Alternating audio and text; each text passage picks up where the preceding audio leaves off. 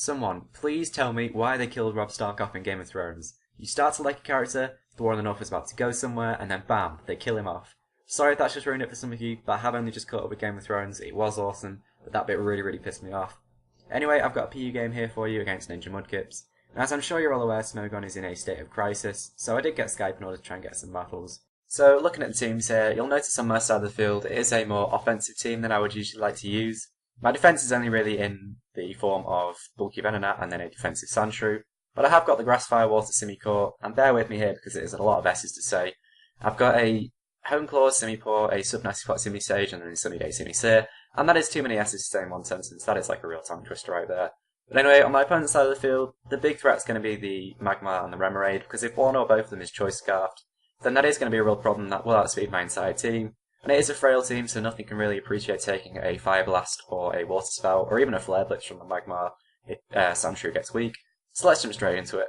First turn here, I just lead with my Venonat, looking to try and get that Compound Eye Sleep Powder off on anything.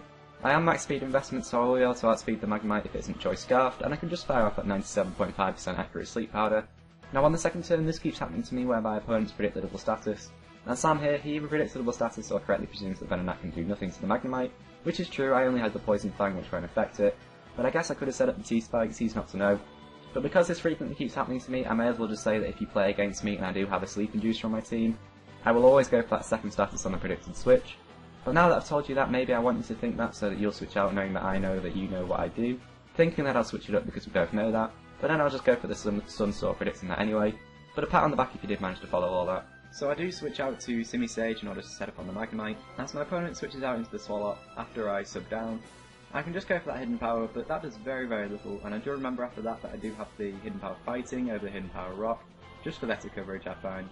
As he does just break this up with the Ice Punch, so I figure I'm probably safe to sub down again, as he will likely switch up move, predicting the Simi-Sword switch, or maybe go for a Toxic or something. And that is exactly what happens, which now gives me an opportunity just to see how much a Giga Drain will do. It doesn't do all that much, but it is just 3 damage on the Swallow. As I now figure that I can probably just switch into the Sandshrew. We can probably take a few unstabbed Ice Punches, especially seeing as though he doesn't have the Life Orb or the Choice Band.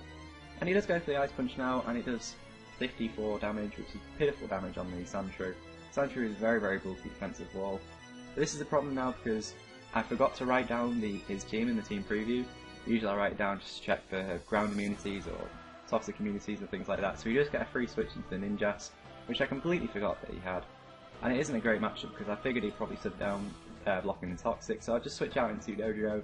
He's got the Brave Bird, he's got the Taunt, usually can shut down the Ninjas, but I go for the Taunt one turn too late, thinking that he'd probably go for another Hone Claws, knowing that he can live a Brave Bird with the Focus Sash, and then he can just bat and pass out into whatever he wants. But this is not what happens, he just goes back into the Swallow, and incredibly not only do I outspeed it at +2, but I can also live the +1 Ice Punch.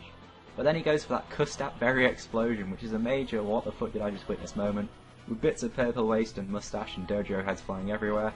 But on the double down here, we can both just go into our fire types, as I do outspeed, which is a big relief knowing that he isn't going to be scarfed, and I can just go for that Hidden Power Ground, which looks like it's going to be a solid 2-hit KO, telling me that it isn't an Eviolite build either, as he does miss the Focus Blast. So he will want to switch out to save the Magmar, because if he can pass the speed boost to it, then it can still do some work in this game, which gives me an opportunity to just go for that Sunny Day on the switch.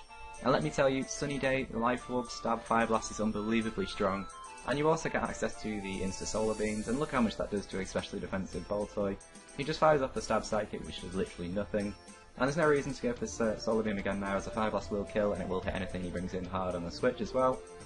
As he just go back into the Ninjas now, I can just bring it down to its Focus Sash with a Fire Blast, which just completely wrecks that Ninjas.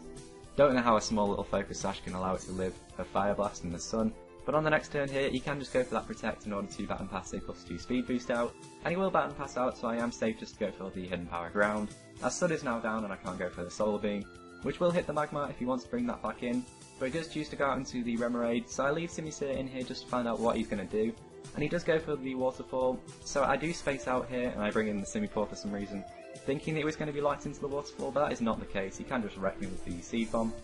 So this is just terrible news, my frail team is being exposed, but I've seen the Waterfall and the Seed Bomb, so I was thinking what can he hit Venonat with super effectively. But he has the Rock Blast as well, but are you kidding me? You can't take out Venonat in one hit. Venonat does not take that shit from people, and he can just go for the Stun Spore, cripple the Remoraid, as he just takes them out, but Venonat's done his job, Simisage can now come in here and just outspeed his team, just take out the Rem Raid with the Giga Drain. As he brings in the Magmar here, and as we saw earlier on, he had the Focus Blast, so he's probably more invested in the special attack. And I can just go for the Hidden Power, get the crit. I don't think it really mattered from there because Simisage is max special attack, with the Life Orb, and he wasn't on much health, he probably didn't have any defense investment. As he now just brings in the Ninjask and just finish that off as well. So that was a good play there. He's just trying to Life Orb Storm me here to give Magnemite the best chance, because it will definitely live one hit with the Sturdy ability. But that's not a problem, that's really what I want, because I can just go for the Hidden Power fighting now, knock him down to that Sturdy range where he's at 1 HP. As he does reveal that he is a Salad Berry set, which is quite interesting. So it's all down now whether he can wake up here and he can go for the Hidden Power Grass. But he doesn't wake up and I can just go for that Rapid Spin kill. That is beautiful. We all love those Rapid Spin kills when we get them, and that will be a good game. So that was a very narrow 1-0. Thank you very much, NinjaMuddkipz. I hope you all enjoyed that, and I hope Smogon's back up soon. And with that being said, I will see you all next time. Goodbye.